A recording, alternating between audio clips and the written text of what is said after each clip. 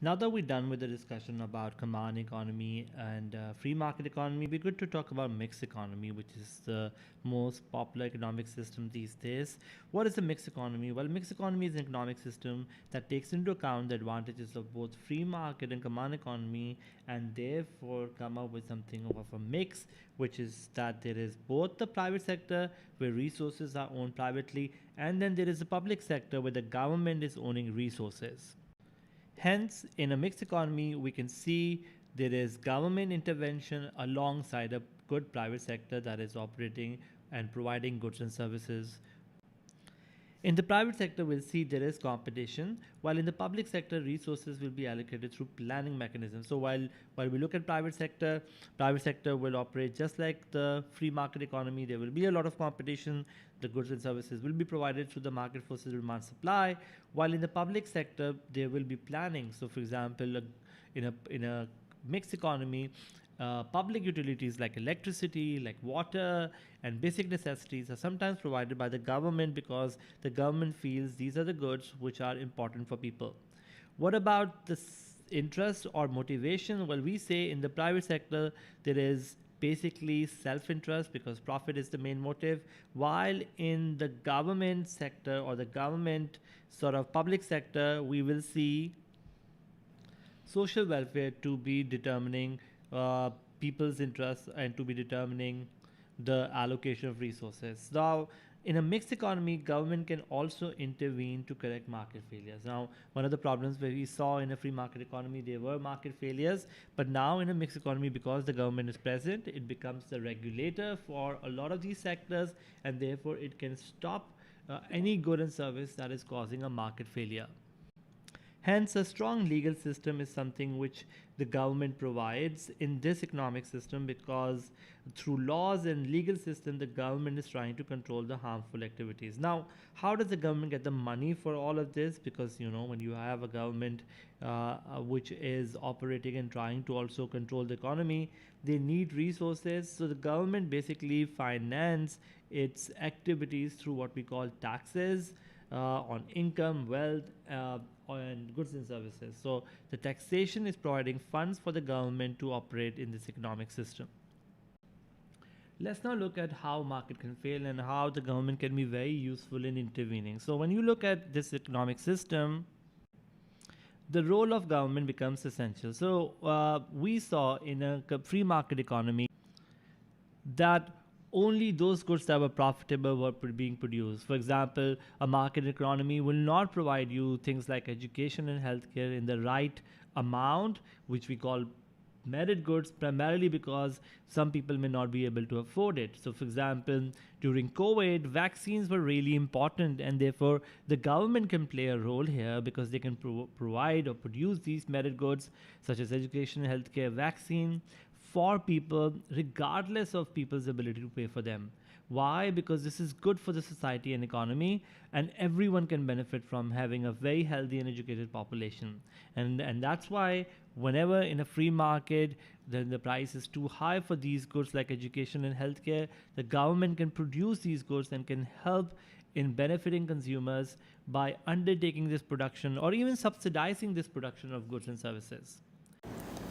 We also see that in a free market, street lights and flood defenses and national parks, which are basically what we call public goods, are also not provided. Now, why is that so? We saw that in a case of these public goods, their consumers are not willing to pay for it, and if firms are unable to charge, consumers are not willing to pay for these goods, then the private sector will not provide these goods. So what do we do? Well, the government can provide these public goods such as street lighting and national parks and so on, which otherwise are unprofitable for the private sector to provide. And the notion behind this is this: because these goods are not provided by the free market, they can be given to public for free by government collecting taxes and then paying for these goods.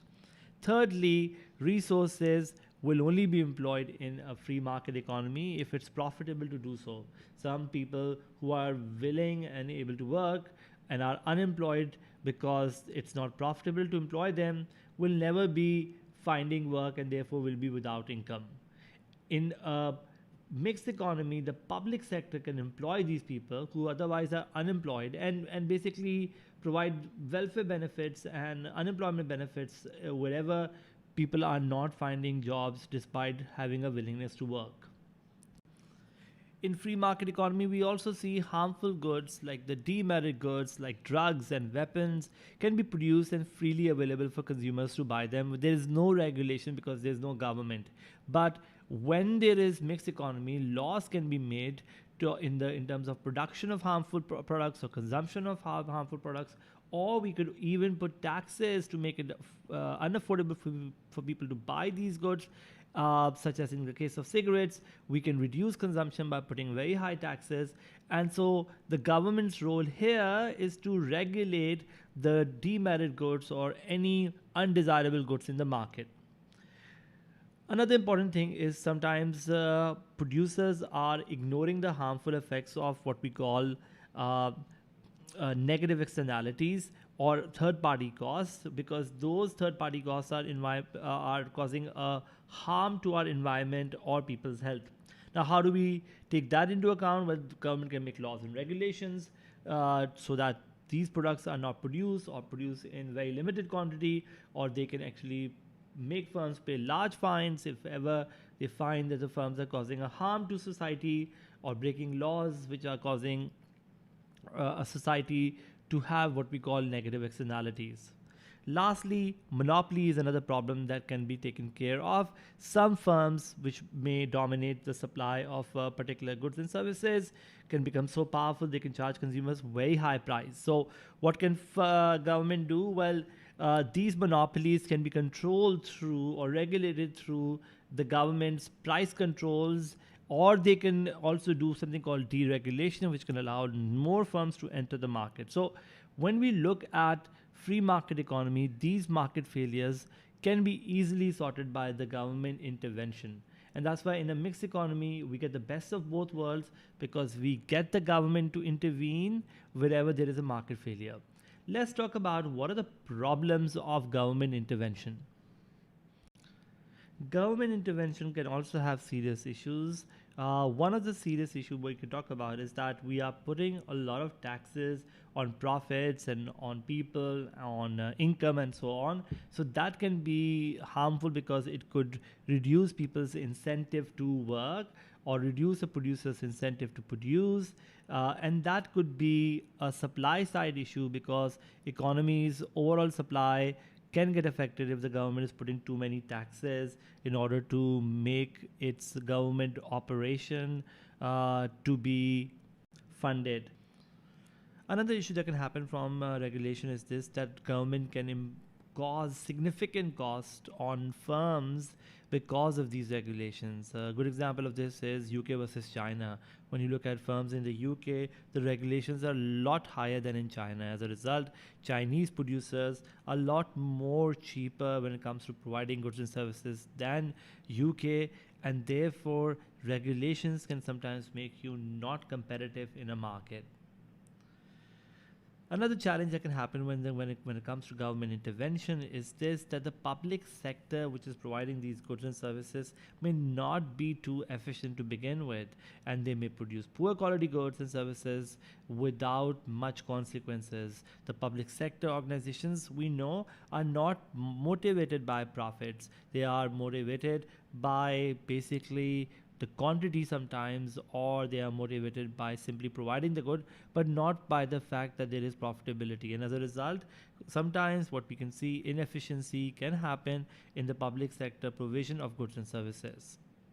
Lastly, government spending can be politically motivated, where the government is simply doing things in order to get re-elected rather than providing economic welfare.